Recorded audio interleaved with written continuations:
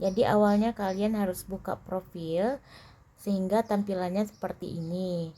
Nah, lalu kalian klik di bagian pojok kanan atas tanda ini. Nah, nanti bakalan keluar seperti ini ya. Lalu klik di bagian paling atas pengaturan. Nah, setelah itu kalian klik di bagian preferensi ini ya. Kita klik.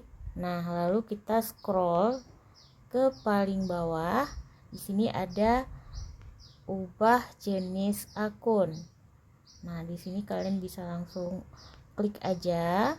Yang sebelumnya kalian misalnya akunnya pribadi, kalian bisa beralih ke akun bisnis ya, karena tidak bisa akun pribadi kita pasang sponsor. Sebaliknya juga kalau misalnya akun kalian bisnis mau balik lagi ke akun pribadi, tinggal tekan akun pribadi. Sekian, semoga bermanfaat.